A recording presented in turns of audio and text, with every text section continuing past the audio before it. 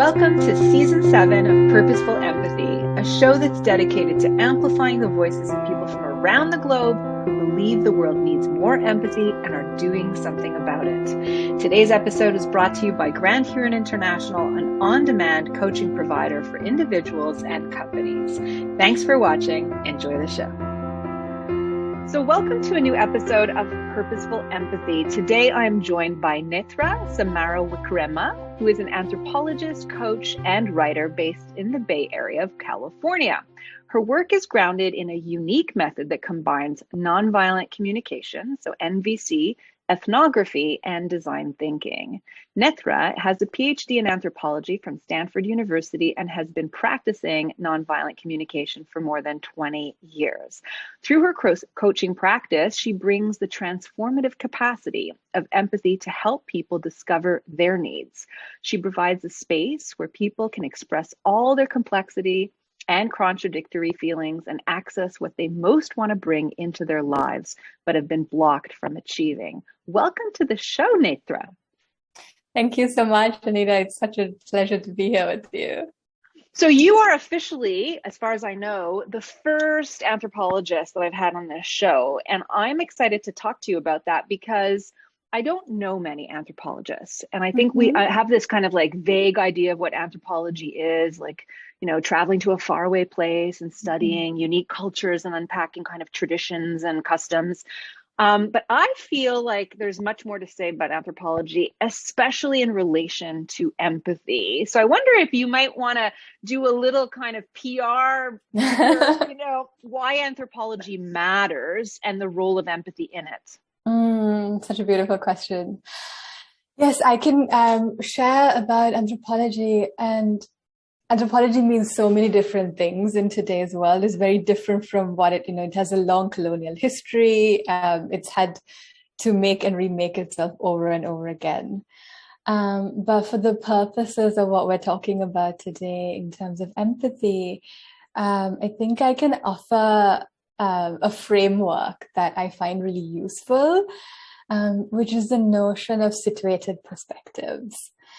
So in Anthro 101, for instance, what we teach is that, you know, what you see depends on where you're looking from. So the world that we see is shaped by our backgrounds, our histories, race, class, gender, ethnicity, so many different things. And it's almost like that provides a lens from which we view the world. Like that's our viewfinder.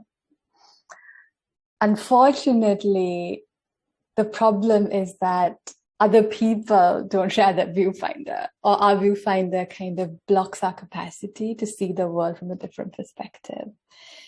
And for this reason, differences become very threatening.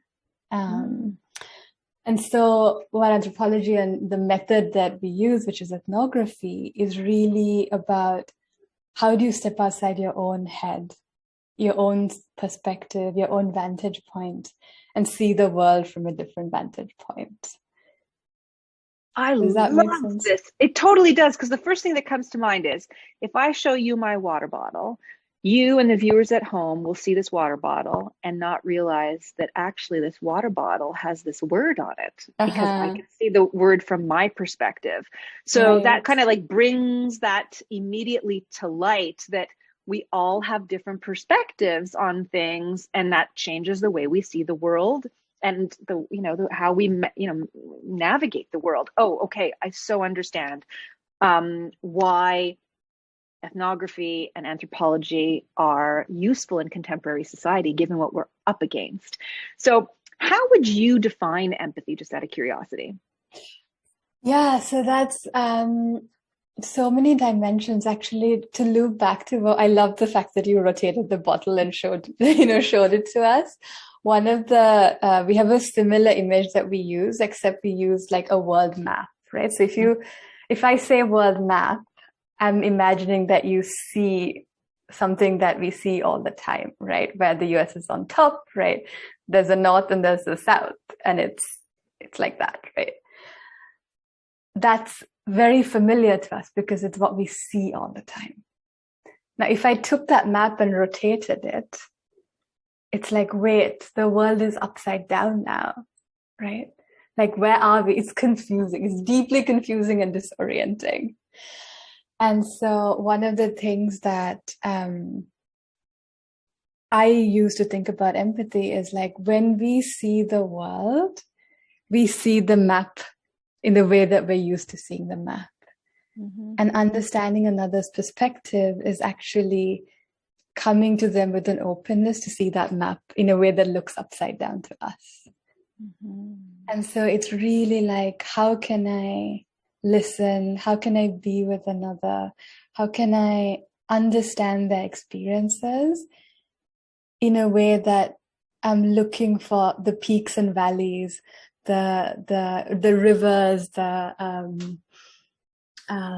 landscapes that are on their side of the map that I can't see when I'm looking just from my side. Yeah, you know, when I listen to you talk about that, it makes me think of the degree of humility that has to come with trying to understand someone else's perspective, because so much of what we believe to be true in the world is based on, well, certainly lived experience, but also everything that we've learned. And there's almost needs to be sort of, you know, whether it's framed as an unlearning or a stepping away from what we've learned so that something else can emerge. But humility strikes me as a kind of a fundamental here. Yes, that totally resonates with me, because I think that it can be really threatening to see a different perspective. And I think a part of it is that, you know, we are wired for connection in so many ways. And oftentimes we're socialized to think that to have connection, you need sameness. Like, you have to be like me for me to get you. And so even if it's someone who, you know, grew up in the same household with so many of the same experiences, there is still a difference. You know, there is still a uniqueness to each person's reality. And especially when I work with conflict mediation, this is something that comes up a lot. Like, your reality cannot be different from my reality because it threatens my sense of self. But actually, it doesn't have to, I think.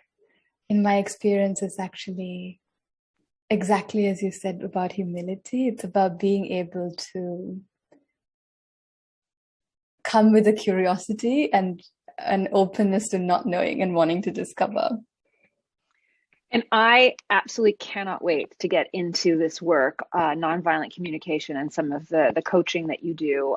Cannot wait. But I have one final question as a bridge.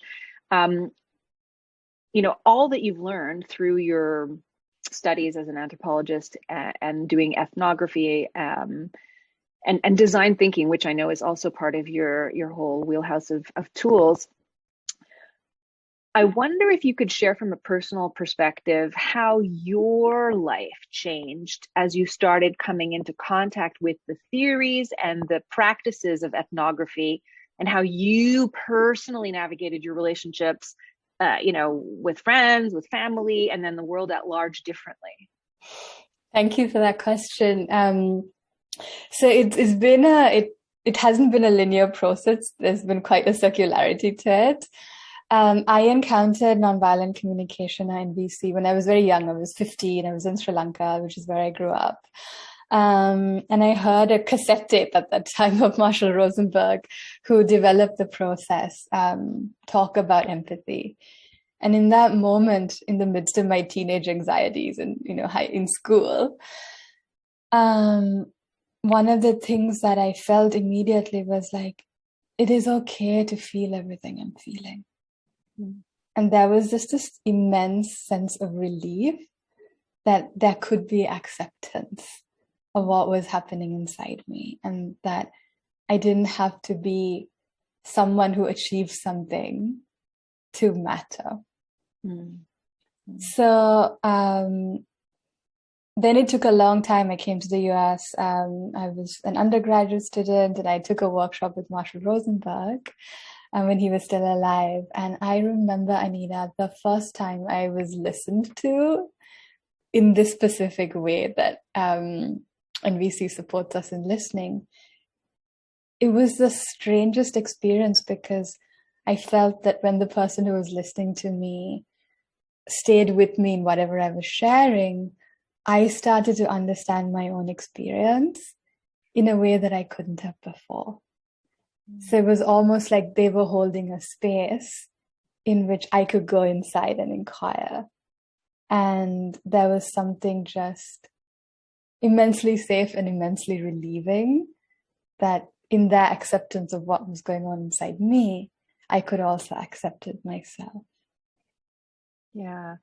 And that for me kind of reminds me of, just the act of reflecting back things that you hear, holding the space for other people, because we're so busy in our society, preparing how to answer to the next person, especially if we're triggered emotionally, right? And the idea of really intentionally and purposely trying to listen for the goal is understanding, as opposed to like, but you're wrong about this. I don't see it that way, right? Is a gift, I think. But I think we're going to get there now. So why don't you explain what NVC is? You've kind of, given a little, you flirted with the definition, but not quite. And then as an NVC facilitator, like, you've borne witness to the transformative power of two-way empathy, you call it. Can you say more about all of that? Yeah, absolutely. So I was trying to think about how to talk about NVC, and I think it means different things to different people.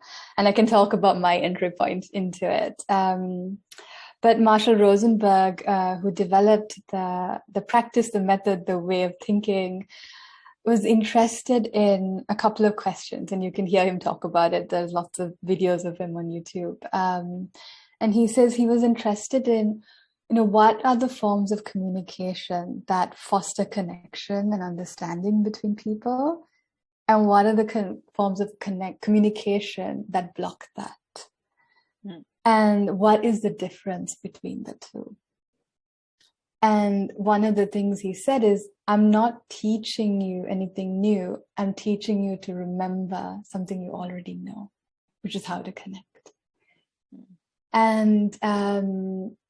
And so it's really about the purpose and the orientation, I think, is to understand another person's reality without judgment, without blame, without criticism, and then start to think collaboratively, how can we co-create ways to meet our needs?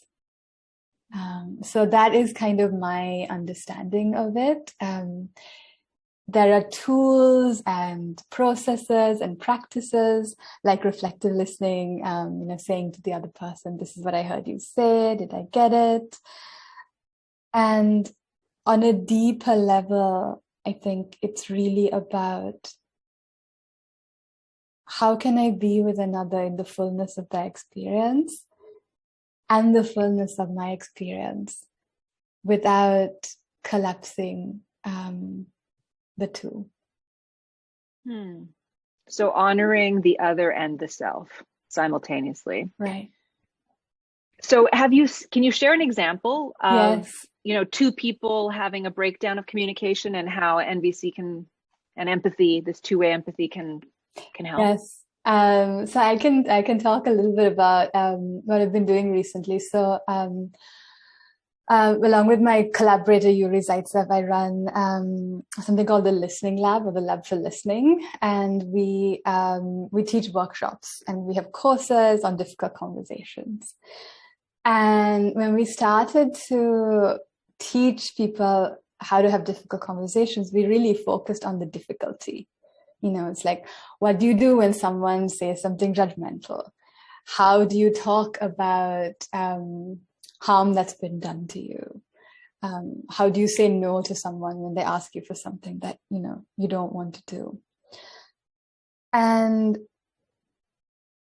something happened in the process of teaching these classes that made us actually re-engineer what we were doing. We started to help people hear each other and connect with each other in a two-way process. And the way we started is, just like asking people, tell each other a story about what happened to you recently, and then have the other person listen. And even from this small exercise, people would come back and be like, oh my gosh, it was so nice to share without being interrupted, without the other person like saying, I have a story like that, right? And just to be able to speak and know that the other person is with you. And slowly in these, in our workshops over time, we wouldn't need to remind people, but when one person spoke, everyone else would be listening very attentively.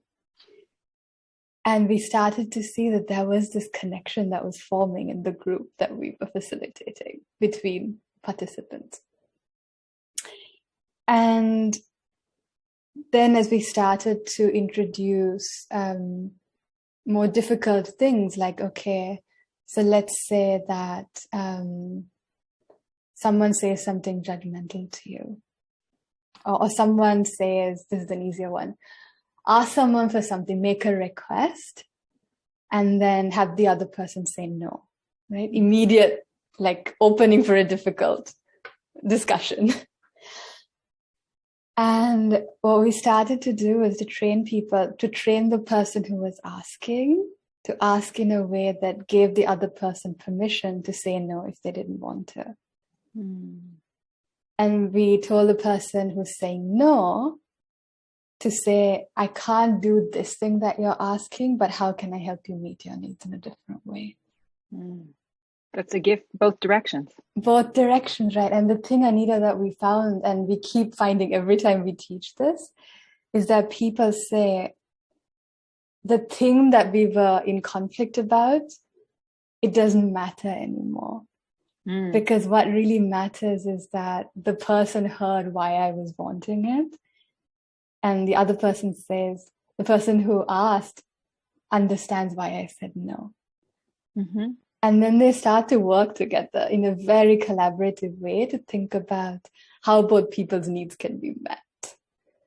I can imagine how useful this is between colleagues, or a boss and an employee, between couples, with parents with children. I mean, the applications are huge. Today's episode was brought to you by Grand Huron International, an on-demand coaching provider for individuals and companies. Let me ask about, there's a very toxic environment where communication, you can't even call it communication. I don't even know what you'd call it. Toxic sludge, social media.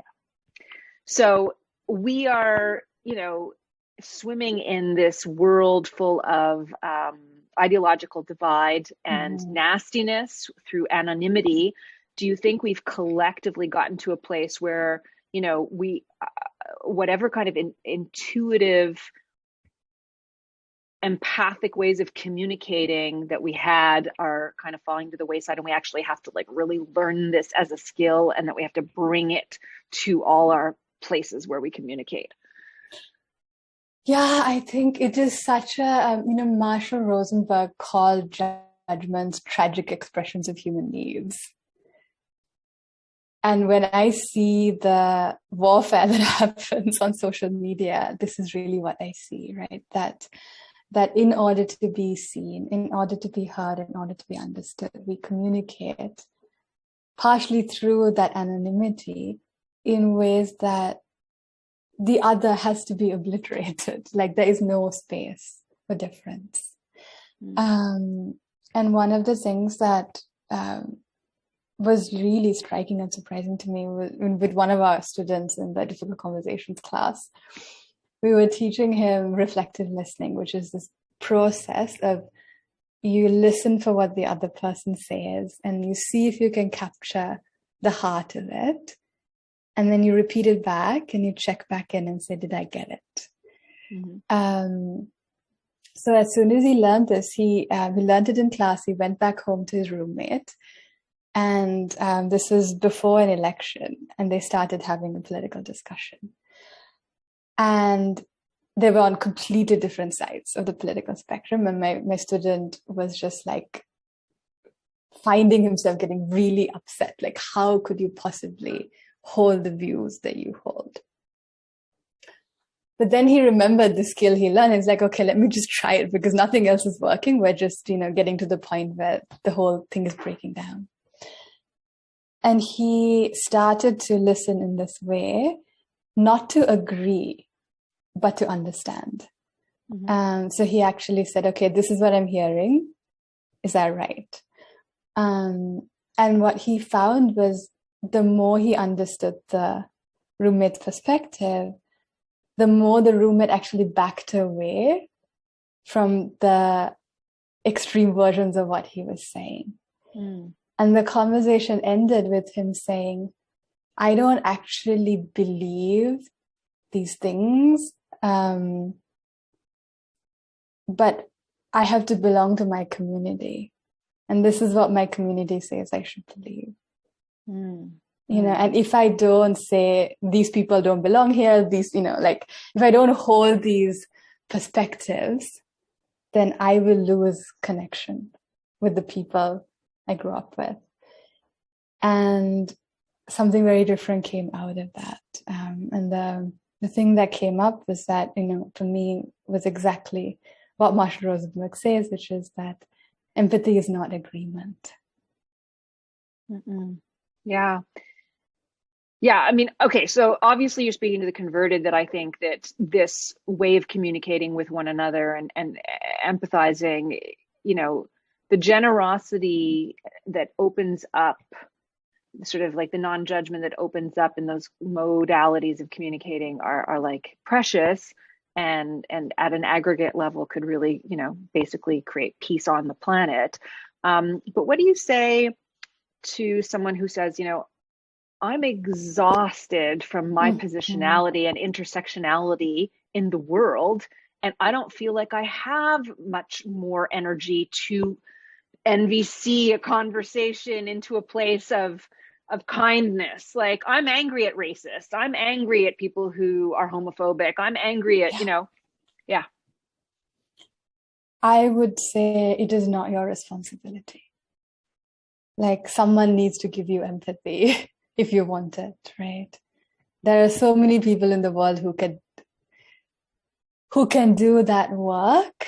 But if you are exhausted, and if you are, not only carrying the suffering of your historical and structural marginalization, now you're being asked to do the added work, right? Of holding space when you don't have the capacity.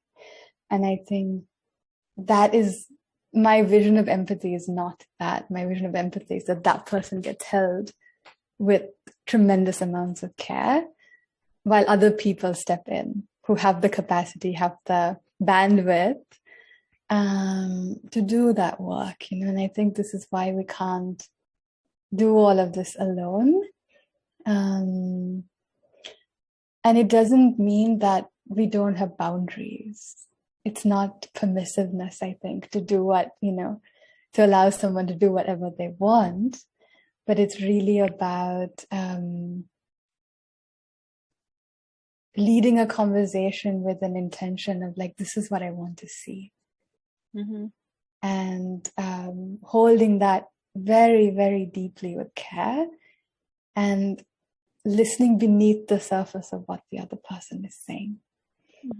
Because oftentimes the things they're saying and the things that they actually want are not the same thing. Yeah.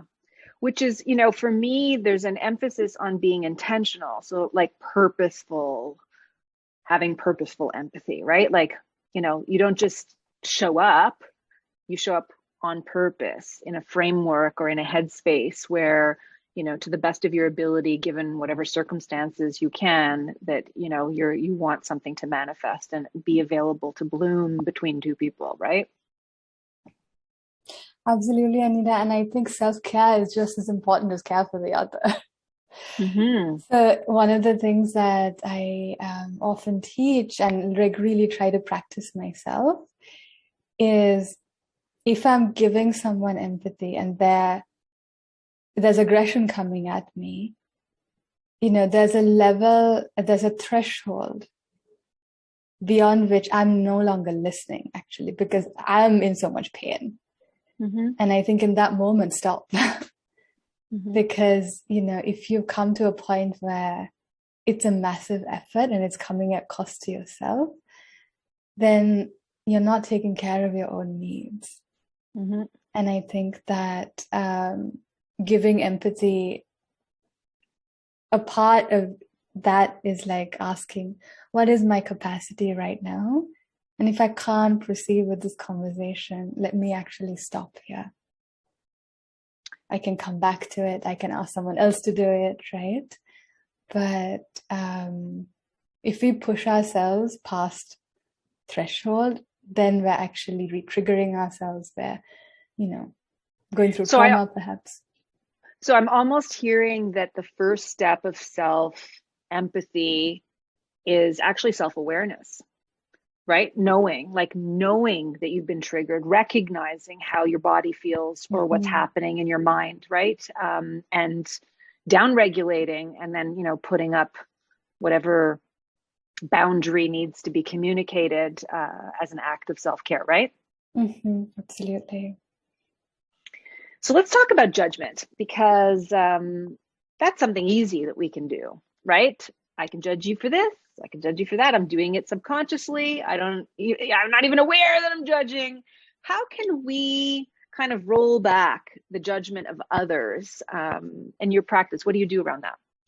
Yeah, my favorite way to talk about this is like to think about it in relation to conflicts between couples. And what happens when people who love each other also judge each other. So when I heard this, when I heard Marshall say that judgments are a tragic expression of our needs, it was like a light bulb went into my head. Because say that slowly again, because I think that's worth repeating. Say it again. Yes.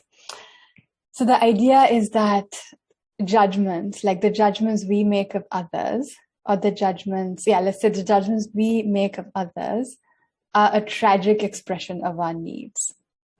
So I'll give you an example. So let's say, we're having a conversation and I want to be heard in a very particular way. And you're excited to share whatever happened for you today. And in my head, I'm like, well, she's a bad listener, right? And it has nothing to do with you. It has nothing to do with what you're saying or doing, in a sense. It's like my need to be heard is not getting met. And the way I express that is to say to the other person, you're a bad listener. And if you say that to someone, the chances that you're going to be heard are not very high, because now they're going to be really upset at you. Right. So oftentimes I think we communicate, if something is not working for us, we label the other person as bad or wrong or problematic in this way or that way. So an example would be, so if you have a couple, one person wants to like really spend some time together and connect. And the other person like has had a rough day, comes back home and it's just like, I just need alone time. I need space. I need distance, right? And now they're in conflict about what to do. So the person who wants connection tells a partner, well, you're so cold and unfeeling, you're like unavailable. And the person who wants space is like, oh God, you're so clingy, right? You're so needy, you're so clingy. It's just like, you always want to talk, just like, get away from me, right? And so there's a conflict. And these are between people who actually really care about each other. So what do we do, right? It's actually very vulnerable to say, I just want to be with you. I want to feel close to you. You know, can we have some time together? And it's scary to say because the other person might say no.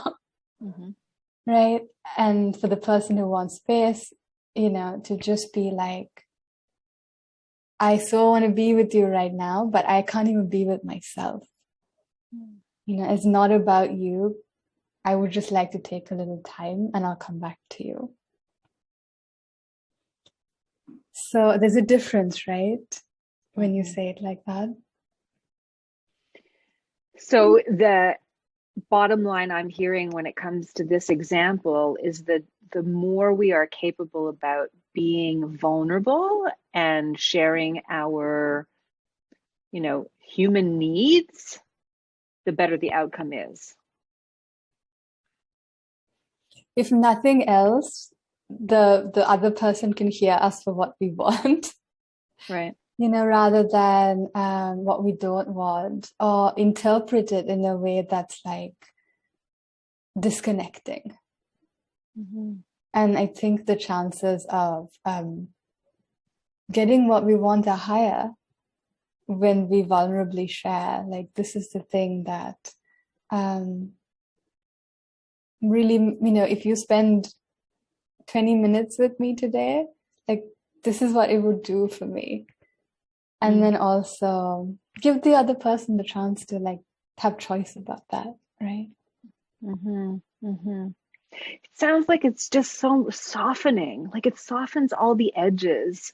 And I think people generally want to be generous to other people when they don't feel like they're the bad guy in the whole thing, right? Exactly. Which is sort of like to unpack the judgment and replace it with an expression of needs. Wow, how powerful.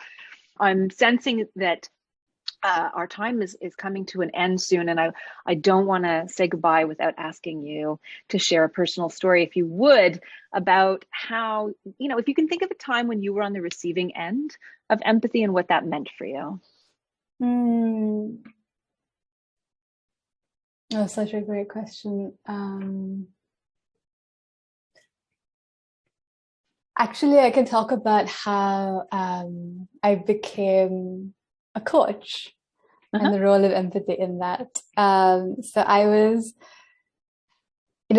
finishing up graduate school, completely stressed out, on track to be an academic. But I was doing this work on empathy. I would go to these classes in San Francisco, and 2 days a week, I really felt like something happened in me where I felt safe, I felt seen, I felt understood, I felt unafraid and alive in a way that I hadn't before. And I would go back and forth between a lot of pressure in the path that I was en route to take, and this other way that just felt like I felt like I was my full self. And I was, debating, what should I do? Where should I go? And there were a couple of people in my life, some close friends, who just kept saying to me, like, you shine when you do what you love. So do what you love, And I also listened to they said, listen to your body. Like, when are you tense? And when are you safe inside your own body? And when are you in a state of flow? And I slowly followed that. And I can say that what used to be 2 to 4 hours a week of my life 2 years ago is like most of my day now. And it is such a joy to do the work I do. But I couldn't have come here unless a few people were listening very deeply for what I wanted to do, when I actually didn't have the capacity to do that for myself. And so it was these friendships, and these, these people who were really intent on helping me create a life that was my own. That is a beautiful story. And I can say that you sort of emanate this absolute, sublime, radiant joy factor in talking about the work that's keeping you busy these days. Nethra, it was such a pleasure to meet you and have this conversation. Thank you so much for spending some time with me this afternoon. And I want to thank all our viewers and listeners. We'll see you next week at Purposeful Empathy. Thank you so much, Anita. It was such a joy. What if you had access to your own council of coaches to help you break free from your thinking clutter, make that important decision, liberate you from whatever is holding you back?